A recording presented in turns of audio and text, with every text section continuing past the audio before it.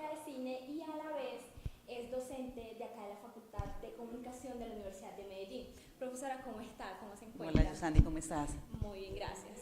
Bueno, antes de empezar quería felicitarla porque sabemos pues que usted fue jurado hace poco en el Festival de Cine de Cartagena de la sección Gemas. de Gemas, sí. Entonces sabemos que es una gran labor y sobre todo para usted como una crítica de cine debe ser una base impresionante. Sí, fue una experiencia muy bonita porque además esa sección nunca había tenido jurado, pues nunca se había hecho una sección competitiva, digamos. Entonces esta fue la primera vez que se hizo como sección competitiva del festival.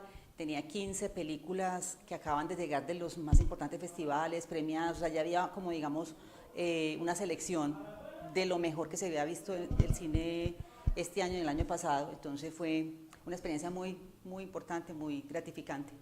Qué bueno para nosotros. Obviamente es muy bueno poder contar con docentes como ustedes que tengan todo ese tipo de conocimientos, porque obviamente sabemos que eso es algo que nos llega pues a nosotros directamente. Claro. Y bueno, entonces para empezar, profesora, como sabemos estamos tratando el tema acerca de la imagen como producto renovado, pero no queremos apuntar directamente a esa imagen, sino que ver cómo ha sido todo ese proceso. Todo, como sabemos, pues todo eso ha venido a través del cine. Entonces, ¿cuál cree usted que ha sido como el elemento que más ha cambiado en cuanto al cine?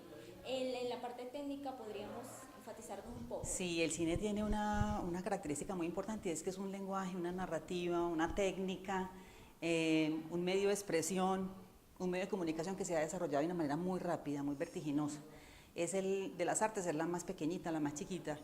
Y comenzó mudo, en blanco y negro, pero ya se estaba anticipando a lo que iban a ser sus desarrollos, sus avances en lo técnico, en el sonido. Ya desde los comienzos del cine se estaban haciendo experimentos con Edison, con el sonido, ya se estaban haciendo con Edison también experimentos con el color. Entonces, toda esa parte técnica del sonido que es tan importante, tan importante, ya estaba anticipada desde que nace. Y obviamente se ha desarrollado muy rápidamente. Entonces, hablamos de que, por ejemplo, el color va a llegar por allá en la década de 1900, en los 30, 1935, 1937, el sonido de 1927, la proyección en 3D a los 3 años de haberse creado el cine, de haber nacido el cine, ya a los 3 años en México se estaban haciendo los primeros experimentos con el 3D, con las gafas para ver en 3D. O sea que la parte técnica del sonido ha sido muy rápida, la parte narrativa también. Yo creo que de las cosas que más ha avanzado el cine sí es en la parte narrativa. O sea, las historias ya no se cuentan como se contaban antes, porque digamos, antes se contaba una sola historia, había un personaje principal, unos personajes secundarios. Ahora las películas cuentan muchas historias, hay muchos hilos narrativos, hay una gran sobrecarga de información, hay una edición muy rápida. Las películas en lo narrativo digo que han desarrollado a un nivel impresionante. Y ese lenguaje cinematográfico, esa narrativa cinematográfica es cada vez más elíptica, o sea, cada vez usted tiene que, tiene que ubicar rápidamente en la historia con pocos elementos. Entonces, además el lenguaje mismo es muy rápido, la edición es muy rápida. Entonces, esa parte, digamos que se ha desarrollado también mucho. Y la parte del sonido, creo que es de la parte de lo técnico, lo que también más uno ve que hay como una gran perfección, cada vez es más perfecto el sonido en el cine. Claro, así es. Bueno, y teniendo como base todo lo que nos ha comentado en la parte técnica, lo que es el sonido, el color, vamos a centrarnos un poco más. Centrémonos como en el caso, por ejemplo, de Batman. Haciendo como especie de una comparación entre cómo nos mostraban a nosotros el Batman hace mucho tiempo. Era un personaje muy sutil, un hombre que solamente salía con su capa y ya. Hoy en día estamos viendo a un hombre corpulento, a un hombre que sale en su auto, se recorre la ciudad, es como ir más allá. Entonces, se puede decir que esta imagen de Batman ha sido totalmente renovada, ha sido algo como innovadora. Sí, es que Batman, acuérdate que es un cómic, ¿cierto? Entonces es un cómic y además es un superhéroe.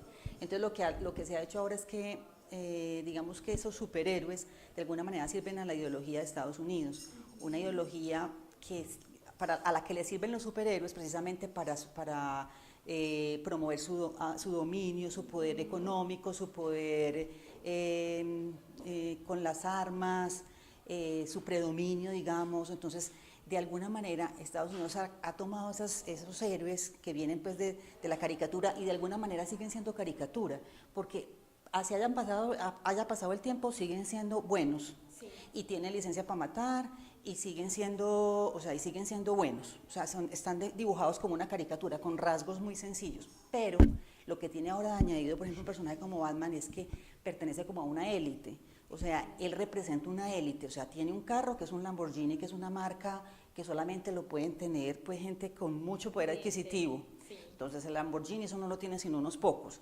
Es un hombre con mucho poder económico, es un hombre con poder político, es un hombre con un atractivo físico pues impresionante, entonces es como quien dice pues el símbolo digamos del poder, de la superioridad en todo sentido.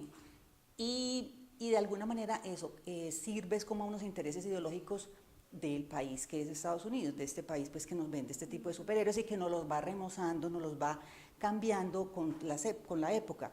Entonces es un hombre mucho más sofisticado hoy, Batman, ¿cierto? Muy sofisticado, claro, con ese tipo de iluminación del expresionismo alemán, ¿cierto? Esas sombras, esos juegos de luces y sombras, un hombre muy elegante, muy sofisticado, muy distinto al que conocíamos pues en los cómics de los... Sí. De la... No, y vale la pena también, profesora, mencionar, por ejemplo, a Gatúbela, esta mujer que anteriormente solamente era mala y ya. Hoy estamos hablando de una mujer que es mala, que es sexy, podemos darnos cuenta cómo es su vestimenta.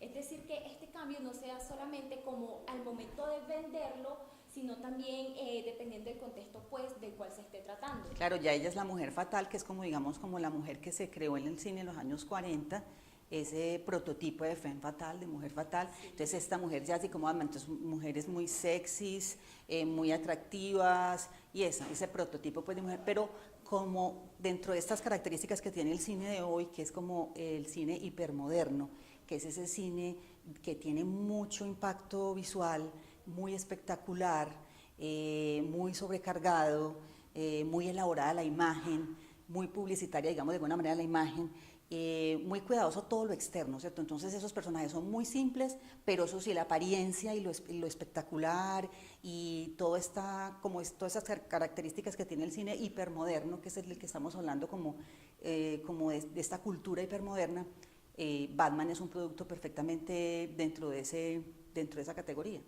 Claro, y se nota mucho, sobre todo como esa renovación que se le ha hecho a la imagen de estos personajes. Es un cambio impresionante. Y yo creo que ya para nosotros como espectadores valdría la pena el preguntarnos en unos años cómo va a ser.